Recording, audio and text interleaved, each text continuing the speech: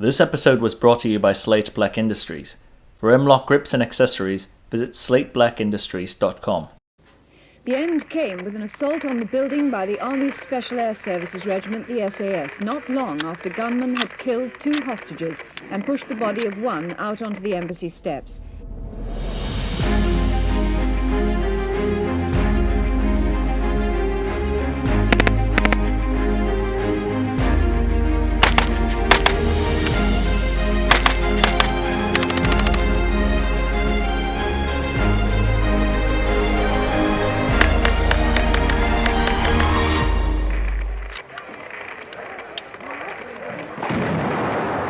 End of the 6-day siege.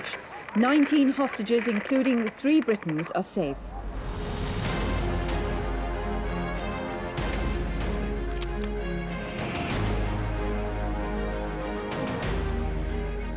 Welcome back to 9-Hole Reviews.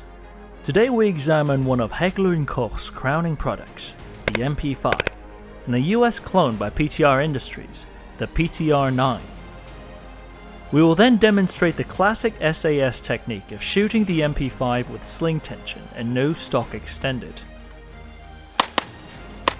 The MP5, in our opinion, is one of the best multi-purpose subguns, in contrast to, for example, the Kriss Vector, however useful, has a much more narrow deployment venue. Very rarely does any firearm transcend the amount of adopted countries in every continent, sustain 50+ years of service in many high-profile incidents, and still have a relevance in the current firearms market, with relatively little change to the base design. But the MP5 does. The year was 1964, when H&K engineers set out to develop a G3-styled roller-delayed blowback system in 9mm. Major submachine guns of the period prior to the MP5 operated in an open-bolt direct blowback system such as the British SLING submachine gun. Open-bolt SMGs rely on a giant piece of weighted steel reciprocating as the bolt that strip and fire the cartridge when the trigger is engaged.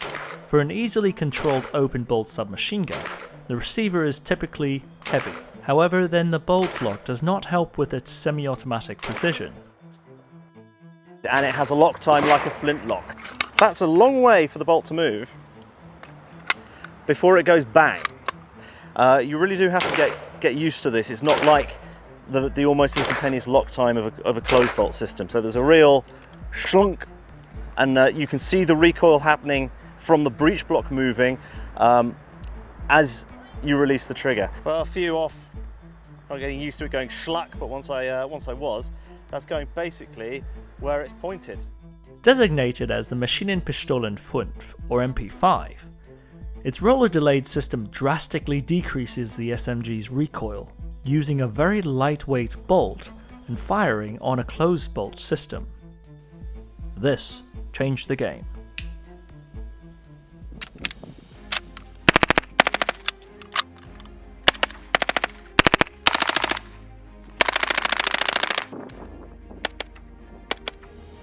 Unlike anything on the market at the time, the MP5 was an incredibly rugged, reliable, lightweight, controllable submachine gun that was able to put precise fire on a target with no movement of the bolt upon a trigger pull.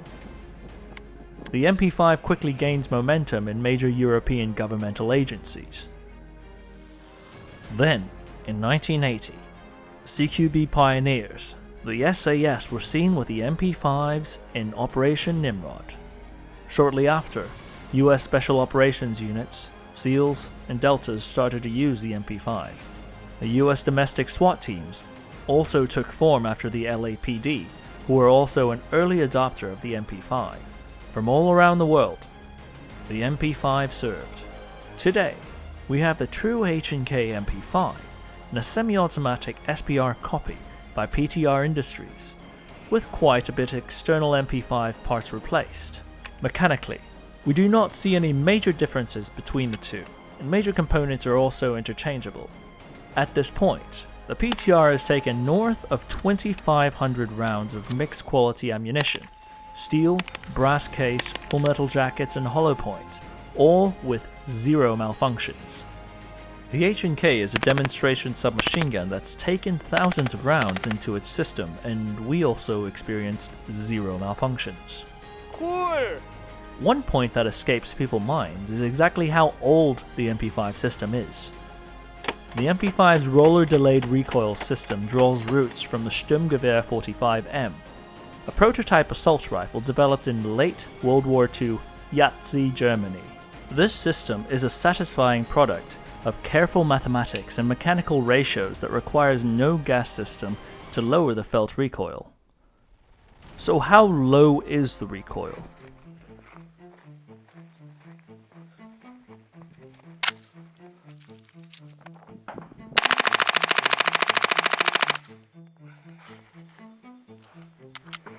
There goes 30.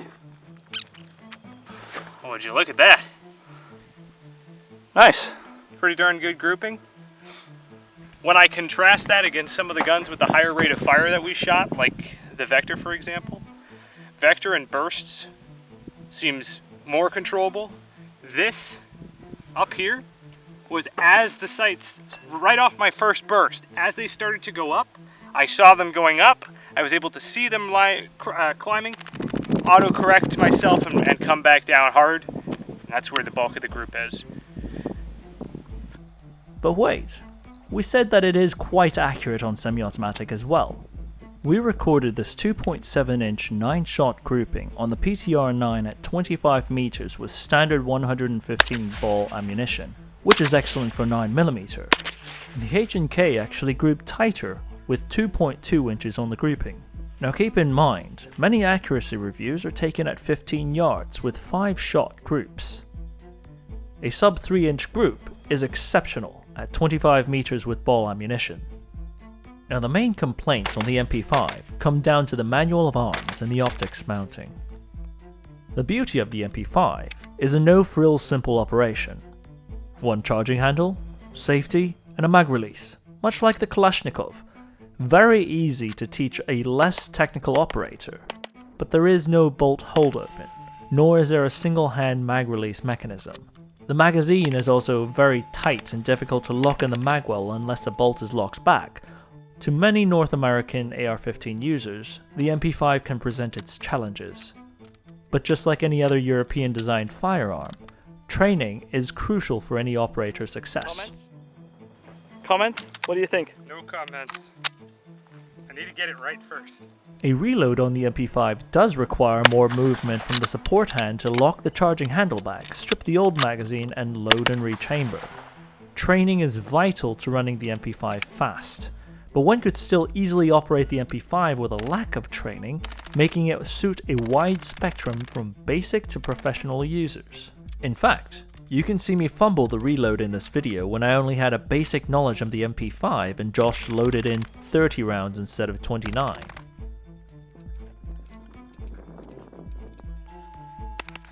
Versus now, where charging the cocking handle on reload has become second nature and reloads are no longer an issue.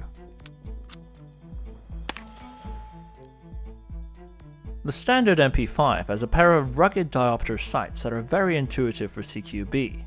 Keep in mind that the standard MP5 was developed and sold well around the world for 30 years, before the US PAKISTANI arsenal designated the MIL standard 1913 rail system, so yes, the standard MP5 lacks Picatinny rails on top.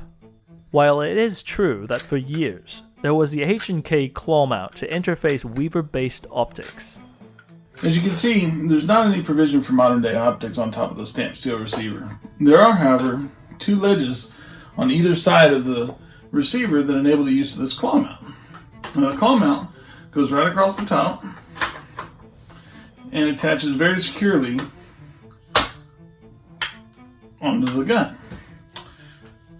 It's a very solid mount, however, it has its own problem from an operational standpoint in the sense that when you operate the charging handle, you're asking for this sharp ledge to cut your knuckle open, as you can see.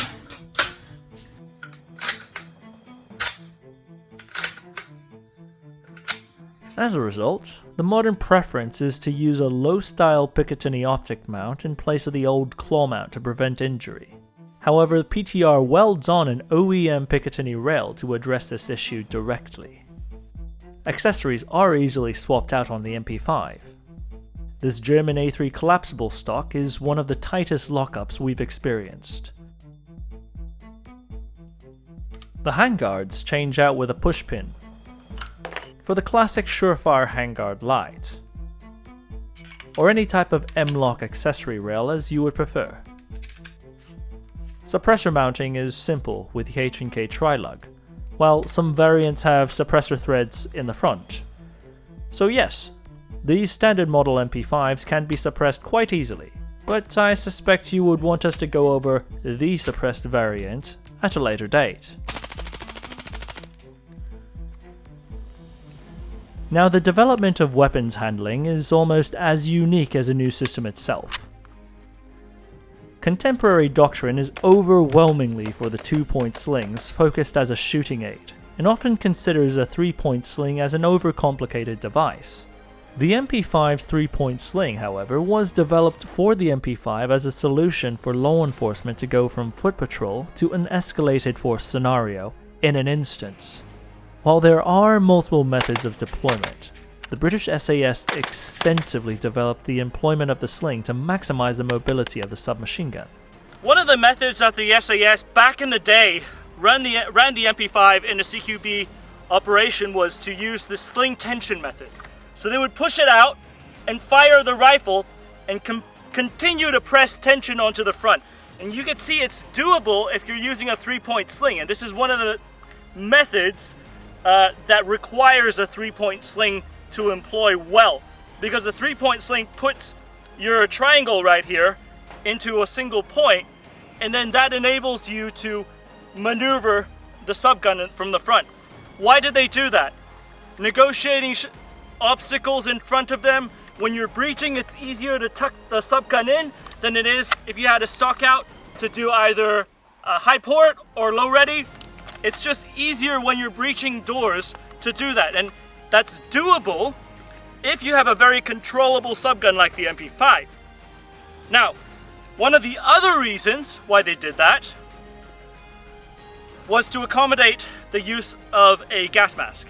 Now, this is an S10 British gas mask, similar, identical to what the SAS issued, except they would use filtered lenses on the oculars. That way they wouldn't be affected by the flashbangs as they breached the room.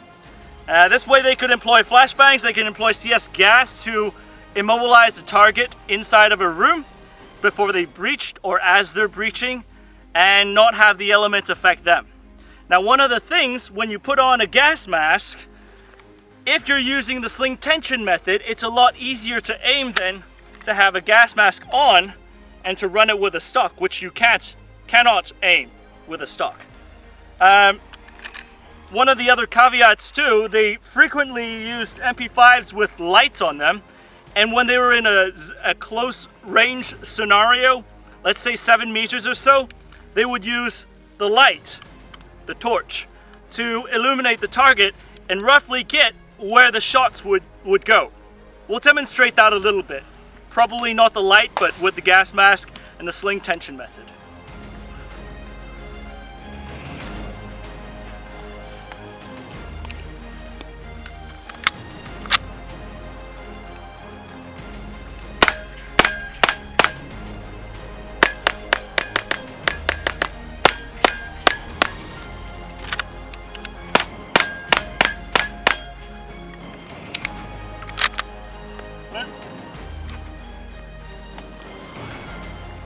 So, as you see, is it the ideal shooting position?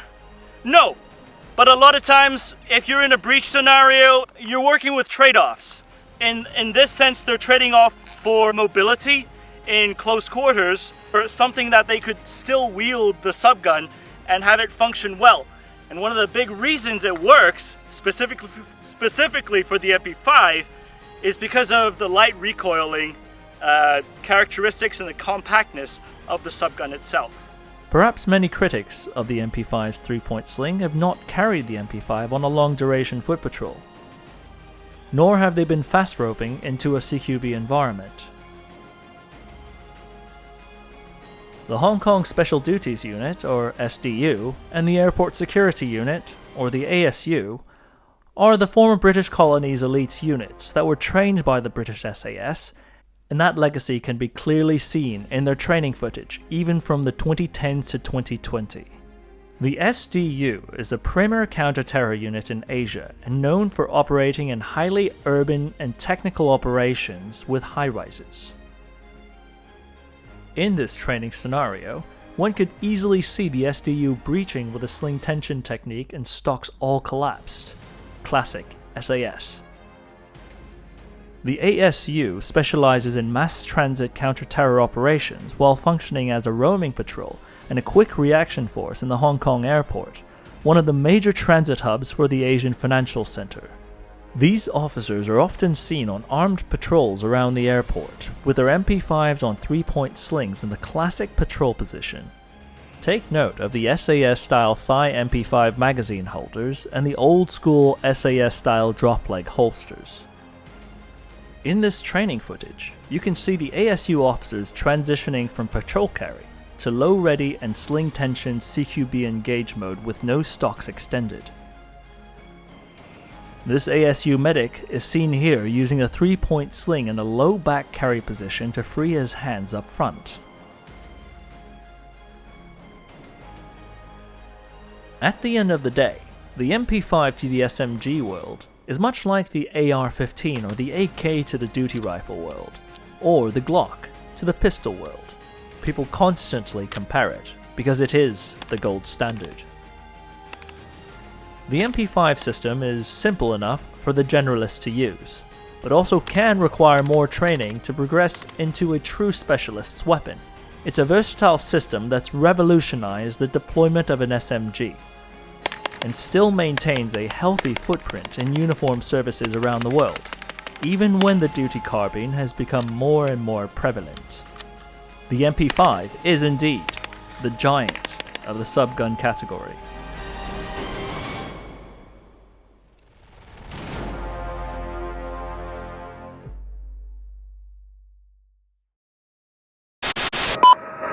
This is Gillnet 6, 4 Vic, 8 packs, Recon 1, green to green. How copy, over? 296, this is 716, roger, over.